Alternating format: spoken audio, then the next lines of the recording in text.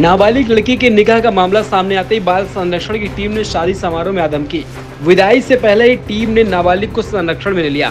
बिजनौर के थाना कीरतपुर के मोहल्ला अंसारिया में कीरतपुर के मोहल्ले के एक घर में निकाह की रस्म अदा की जा रही है।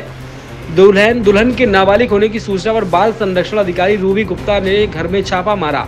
टीम ने दूल्हा और दुल्हन के बयान दर्ज किए। दुल्हन के नाबालिग निकलने पर दूल्हा दुल्हन को थाने लाया गया।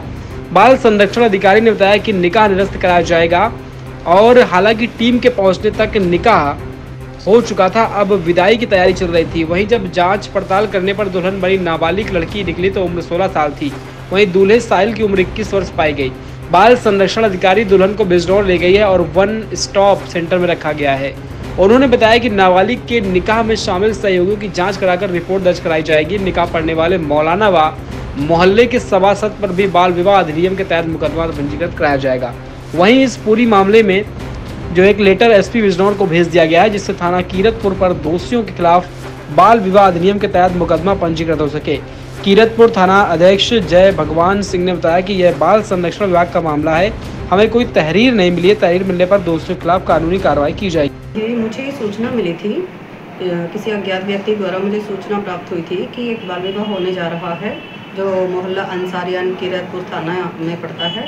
तो हमारी अपनी एक टीम है जिसमें एएसटी थाना प्रभारी और कांस्टेबल और चाइल्ड हेल्पलाइन से अनिल और सीमा और मैं बाल संरक्षण अधिकारी, हम सब लोग मिलकर जब वहाँ पर पहुँचे थे थाना कीरतपुर से, हमने कुछ पुलिस फोर्स ली थी और जब हम मौके पे पहुँचे तो वहाँ पर वो मामला सही पाया गया, जिसमें लड़की का बाल विवाह निकाह तो हो गया था, विदाई की तैयारी चल रही थी।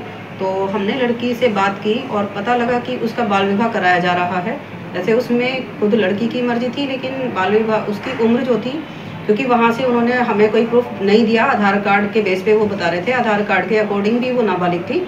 फिर हमने सरकारी स्कूल से उसका एक प्रमाण पत्र निकलवाया जिसमें उसकी आयु 16 वर्ष कुछ माह थी। तो लड़की उसमें नाबालिग थी, जिसके लिए हमने लड़के और लड़की को दोनों का रेस्क्यू किया।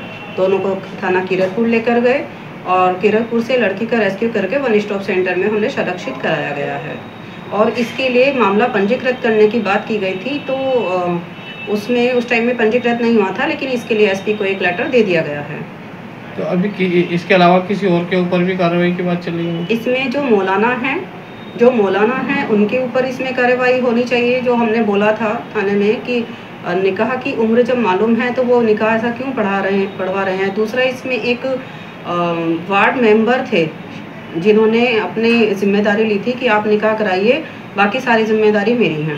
तो इसमें माता पिता के ऊपर भी कार्रवाई होनी चाहिए, दोनों माता मतलब लड़की और लड़के के, और बाकी मौलाना जी हैं और वार्ड मेंबर हैं, इनके खिलाफ कार्रवाई होनी चाहिए कि सारा पता होने के बाद भी ये अपनी जिम्मेदारी लेकर और कार्य करा रहे थे। इस पूरे मामले में माता पिता की ओर से कोई प्रतिक्रिया आप लोगों के पास आई है?